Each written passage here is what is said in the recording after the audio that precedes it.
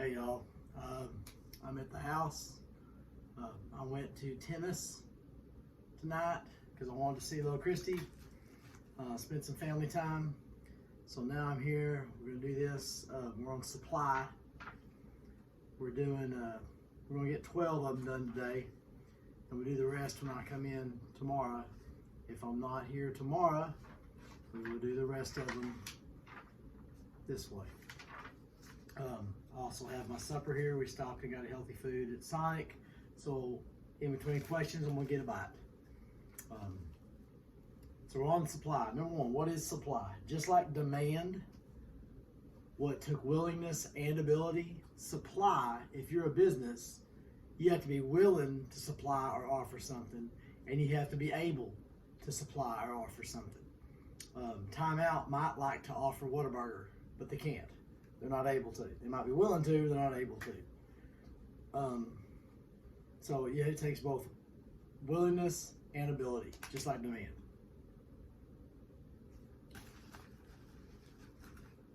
How's everything going? Right now I'm sitting at the courthouse, dressed up.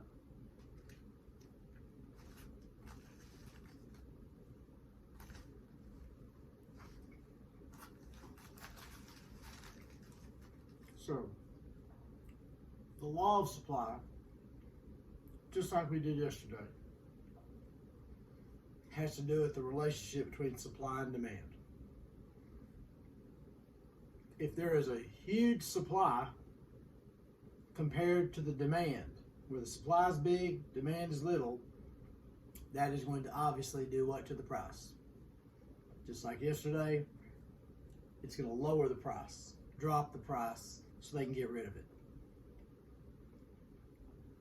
If the demand is bigger than the supply, that's going to increase the cost. And like we said yesterday, businesses are not going to like that. They don't want either one because they want happy customers and they also want to make a profit. So same as the law of demand.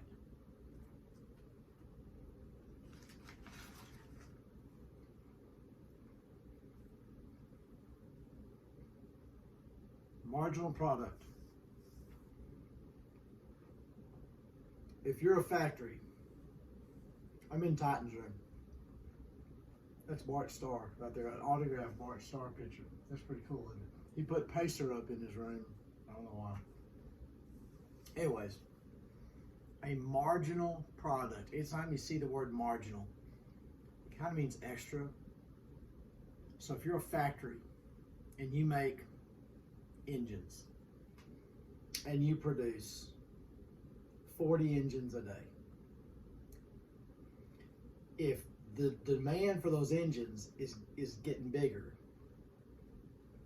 and you increase your production, the increase production, so instead of 40 every day, if you make 50 every day, that extra 10, those extra 10 engines you've made is the marginal product. So a marginal product is when you add to your normal production. That extra that you're producing is the marginal product. And the only reason a factory, a business is going to do more output is so they can get more profit. Jump down to number 6. Marginal costs would be those added costs of making the marginal product. So to produce that extra output, whatever additional costs are involved with that extra output, that's the marginal cost. So the marginal product is the extra output, the extra engines, the extra whatever you're producing. And the marginal cost is the cost that has been added in order for you to make those marginal products. And I put law of diminishing marginal utility. That's what we talked about, where adding lawnmowers, adding people, adding weed eaters could help you make extra profit, but at some point, adding those marginal costs is going to eat into your profits and no longer make a profit for you. If this doesn't make sense, I'll explain it tomorrow, hopefully when I'm back there. This right here That is the El Campo helmet. We got the Paradise helmet, and we have the Titans helmet because he likes Titans. I don't know why. Fixed costs. Fixed costs are costs that don't change. They're fixed. Your rent is a fixed cost. It's going to stay the same through your lease or through your house payment. If you hire employees, their salary, their pay is going to stay the same for a certain period of time. It's fixed. It doesn't vary every day. Variable costs are costs that are going to change. They're going to vary. Possibly your water bill, possibly your electric bill, maybe your supplies that you're ordering. You're going to order more supplies this month than next month, or you might order more of this month than the next month. Fixed means it stays the same. Variable means it's going to change. It's always better if you can get fixed costs because you can plan and it's not going to change on you. Variable costs, sometimes it's hard to keep track. Our propane bill, what we're supposed to do is put money back every month so that when we need more propane, we order propane. We don't buy propane every month. We have to buy it in a chunk whenever it gets low. So that's a variable cost because this month we have no propane payment. Next month we have no propane payment. Next month no propane payment. Then all of a sudden we got to pay like a $300 propane payment to get the propane in. That's a variable cost. Our house payment is a fixed cost. How's everything going?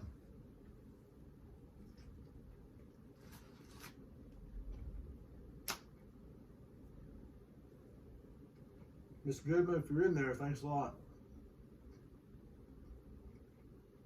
Don't give her a hard time. There's Pacer's helmet right there. It's not his real helmet. It's just, and there's a Packer helmet. You gotta have that. All right. Elastic supply, inelastic supply. We are, y'all know what this is. We're not gonna do much with this. Elastic means it's gonna change. Inelastic means it's not gonna change. So elastic, it's gonna change. Inelastic, it's not gonna change.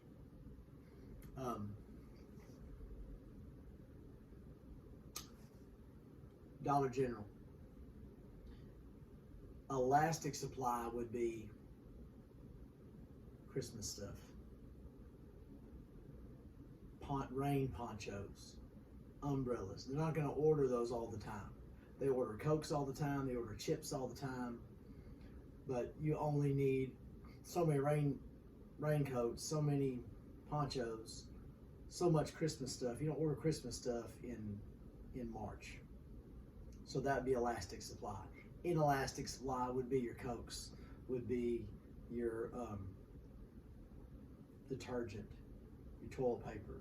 That'd be inelastic supply because it's not going to same. You're going to order about the same amount every month. You got elastic supply, you got inelastic supply.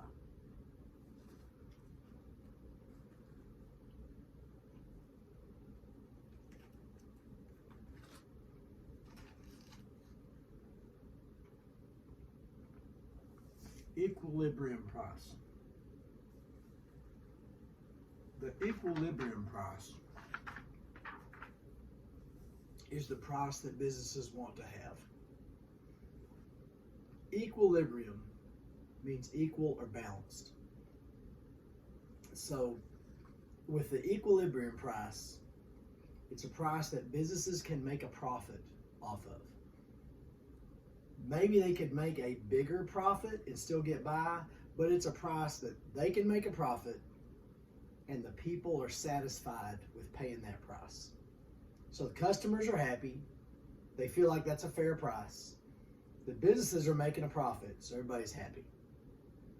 It would be possible to raise the price a little bit and make a profit, but the business says, hey, we're making a profit. This is good for us. Customers are happy. Everybody's feeling good. That's equilibrium price.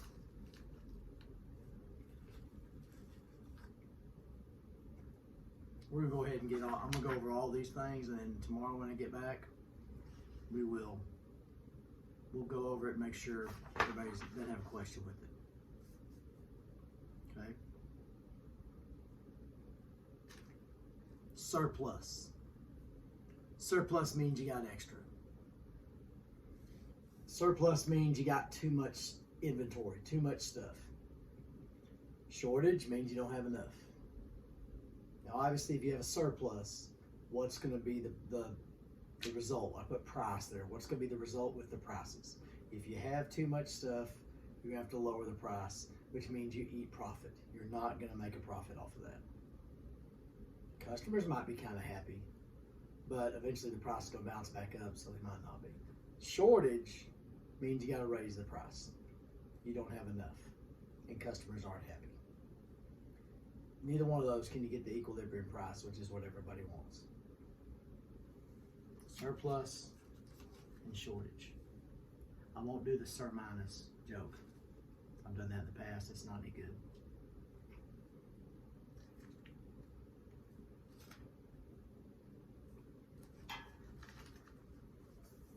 All right, competitive pricing. If you have a new product, or you're opening up your store, or you're opening up your business, or you are a plumber or electrician, you're trying to start your business, you might come in and undercut. You might come in and charge lower than other people. If a new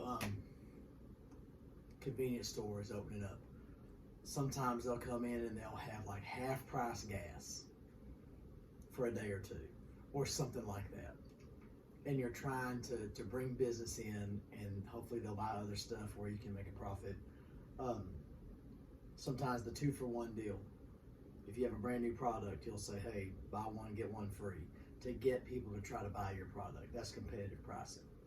Now, I threw in there misleading advertising and bait and switch.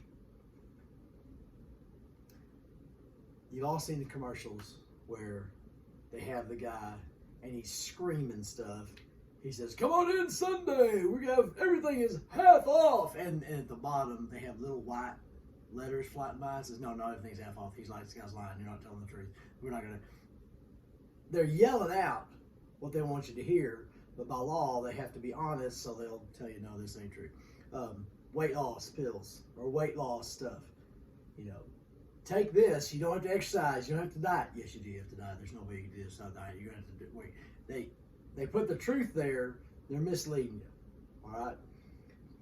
Misleading might also be an advertising for the best-selling small truck in America with a big asterisk by it. And the asterisk down here at the bottom, it says small truck is actually like say they're selling a Toyota Tacoma. Say this is the best-selling small truck in America. It might be, I don't know. But at the bottom of that asterisk is going to say, this is actually a Toyota Tacoma. This is the specification. So they're saying that the Tacoma is the best-selling Tacoma in America.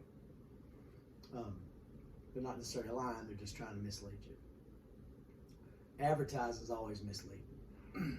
They allow you to believe something. Y'all probably all know about this, but Bowflex used to be this workout thing that was really weird. It wasn't a real workout. If you've never done anything in your life, it was a good workout. But they showed these people that were just ripped and in shape, and they're using the boat. Well, they've never worked out on a Bowflex in their life, but they show them working out on the Bowflex, and in your brain, you're saying, oh my gosh, I'll look like them if I just buy this Bowflex. That's misleading advertising. I'll show you a couple things when I get back. Bait and switch is actually illegal. Bait and switch is when you put on let's say on a TV show, TV commercial, or a print advertising, and it says, say Best Buy is selling a computer for $50. And you show up and they say, we just ran out of those computers, but we got these computers over here a little bit more expensive. It's illegal if you never have the $50 computer. What they'll do is they'll say, we got $50 computers, and then with the asterisk, it might say we only have limited supply, or we only have 3 of these, or something like that. But if they can get you in the store, they can get you to try to buy something. And that's their goal. If they can get you in, they got a shot at selling stuff to you. This isn't really the same thing, but when you go to the grocery store, the stuff on the ends of the aisles, it's usually junk. But if they put them on the ends of the aisles, okay, switch this. When you go to the grocery store, sometimes they move things around. Walmart moves things around. And they do that to make you go by and find what you're looking for, and you have to pass by other stuff. When you pass by other stuff, it's a good chance you might buy some other stuff. And that's why they put things on the end. So as you're going, you see this stuff, and they go, oh, I want some of that. I want Frankenberry, or whatever. Frankenberry used to be a lot better a long time ago. It doesn't taste like nothing today. I know that because when little Christy was pregnant, she always craved Frankenberry. And we'd get it, and it never tasted like the old stuff. Miss Goodman knows what I'm talking about. It used to be really good. Now it just has no taste to it whatsoever. So, bait and switch is actually illegal if the product was never there. If they lied to you. If they really did run out, it's not illegal. That could be kind of tough to follow there. So misleading, they lied you to believe something. You're a fool if you think Goldflex will get you in shape. I want to double check here. I hate doing this. I just want to make sure I got this down. I don't have my glasses with me. This is awesome. Okay. Let's see. Who's this one? Oh yeah, the price system. Let's see what I got.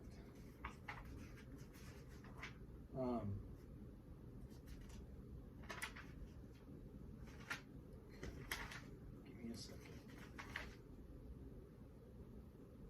Okay, the price system, all right? We do have a price system. This price system does have 4 characteristics we're going to go over here. Let's make sure here. Let me just go over. Tell you what, jump back to competitive pricing real quick. Just look at that for a second. Competitive pricing. I told y'all, competition leads to better stuff and lower prices. Competitive pricing, you're always trying to beat the other guy. You're always trying to compete price-wise with the other people. You're trying to draw those customers in. Now, you can draw them with prices. You can also draw them in with quality. But we do have a price system in America. And these 4 characteristics are, number 1, this price system is neutral. It doesn't benefit the business. It doesn't benefit the consumer. They're both, producer and consumer are both benefit, or it affects both of them the same. Producers are trying to find that perfect price. Consumers are trying to find that perfect price. So consumers can choose to buy stuff or not buy stuff. If it's too expensive, they won't buy it. Producers are raising or lowering the price based on the demand. So they both have power over the price. If there's not a monopoly, you have power over the price to a certain extent. There is a level where they can't lower it past because they won't make a profit anymore and they won't be in business. But both sides are trying to find that equilibrium price, and they both benefit. That neither one benefits or is punished by it. It's equal, both for producer and consumer. So that's the neutral part. It's neutral to both the consumer and the producer.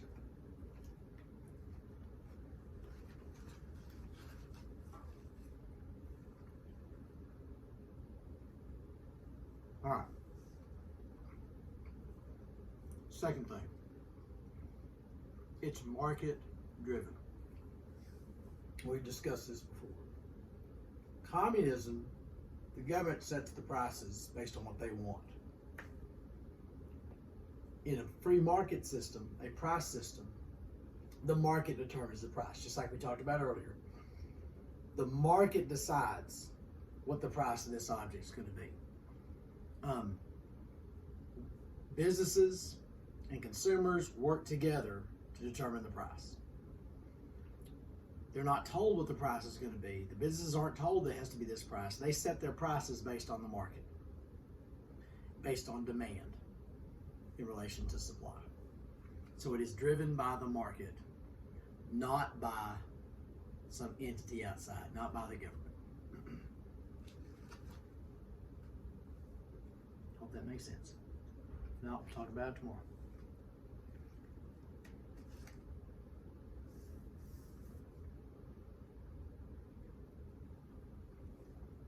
It's flexible. Third thing is it's flexible. Because it's market driven, the prices will react to what's happening. If there's a shortage on goods, when supply chain and all that makes us all tick when we hear that. If there's a shortage in a certain product, if something can't be made, if it can't get to market, the price will respond to that. If too much stuff floods the market, the price can react to that. So the price can react in a price system. It's flexible. It can change. It's elastic.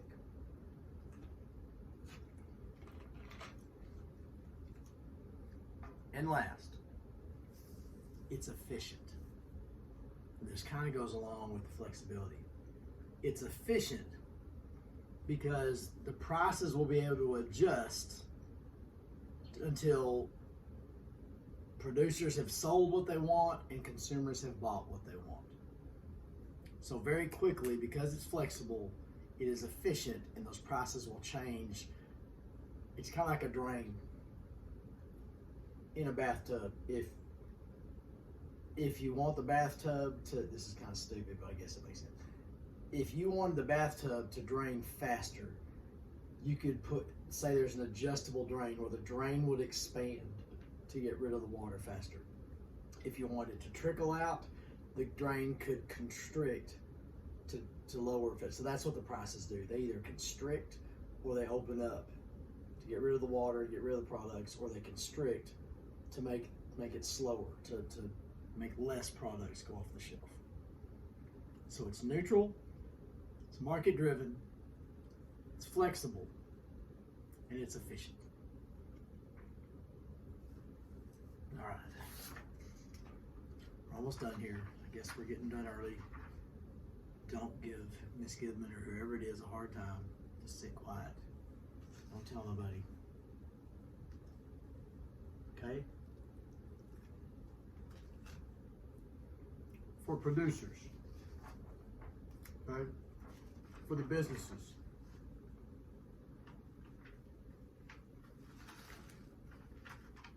Producers can respond to the market. They can adjust their prices. They can adjust what they sell based on what the market tells them. If they were told how much to charge, this would be a problem.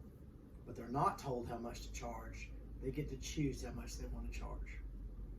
So they can either increase business or decrease business. If they have too little supply, they can decrease the business by raising the price. They don't want to do that. They can lower the price to get rid of it. They don't want to do that. Remember, everybody's looking for that equilibrium price. But it does give producers the ability to adjust the prices based on the market, so they don't automatically have to charge this for this product. Consumers are affected by the price, and they can decide whether they want to buy it or not.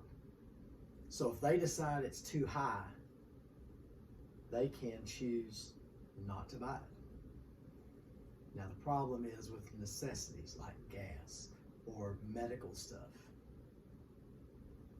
If little Christy has a heart attack, there's no choice. We got to have heart surgery, no matter how much it costs. We got to find a way. That can be a problem sometimes, but usually that's an extreme circumstance. Usually as consumers, we have the choice whether or not to buy this at this price. Eggs are really expensive. I guess you can choose to do without eggs. And if we all choose to do without eggs, if a majority of people choose to do without eggs, the price is going to drop. supply would increase, demand decreases, and that lowers the price. So we do have some control over price. Gasoline, we do have some control over it. If we will stop doing extra driving, the price of gas drops because the demand drops, which even if the supply doesn't increase, if the demand decreases, the supply automatically is bigger because the demand is decreased. I hope that kind of makes some sense. Now, Dell Computers. Dell Computers is out of Austin. They started in the 80s, into the 90s, and they were this small startup. They weren't IBM. They weren't a big name. And I'm not a computer guy, but back then, that's my understanding, you bought a computer and it had stuff on it. And you took what you got. Dell decided, we're going to make computers, but we're going to let people pick what they want. And you would contact Dell Computers. You'd either go down there in Austin, or I guess you could email them or call them or whatever, and you could pick what you wanted. If you wanted this and this and this on it, but not this, you only paid for what you got. So you customized your computer. Dell offered something that wasn't out there. And people could choose, I want to increase price on my computer because I want this extra stuff on it, or I don't need all that stuff, so I just want this. That's how Dell Computers got going. Down there in Austin, they got to be major. I already don't know what they're doing now, but they started, that's how they got big, by being, customizing those computers. I've always figured, like, okay, some of y'all don't down with this, but it's something I know about. NFL Sunday Ticket, NBA, NHL, Major League Baseball. They all have packages where you can buy the games. You could buy the NFL Sunday Ticket. In the past, it was with DirecTV, and you could get every single NFL game. I used to always get that when we had DirecTV because I could watch all the Packer games. I didn't have to watch Cowboys, didn't have to watch Bengals, didn't have to watch Eagles. I could pick. And with technology changing, I always figured all those leagues would make it to where you could buy your team. You could buy each of your team. You could customize what you wanted, not having to buy the whole thing, but buy little bits and pieces. I'm sure that's coming sometime, but anyway, just all that. The price ceiling. The price ceiling. The ceiling, if I jump and hit my head on the ceiling, which I can't do that today, but that's where it stops. The price ceiling is the price that we stop buying things at. For example, gasoline. It's my belief, and I'm based on what I've seen happen, $4 gasoline is the price ceiling. We will not pay more than $4 for gas. $3 a gas, some people will change their behavior, not everybody. We won't completely stop buying gas. At $4 a gallon, everybody changes what they're buying. 2008, 2009, it got to about $4. People quit buying gas. People started riding bikes. People carpooled. We completely changed our behavior. So the price ceiling for gasoline is $4. We will completely change our behavior when it gets to $4 a gallon. That's the price ceiling. That's the limit that we're willing to pay for something.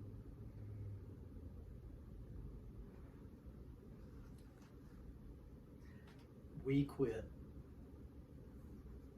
We, just like a lot of people, we quit doing we had DirecTV, and the reason we had DirecTV is because I could get the Packer games. About 5 years ago, we quit.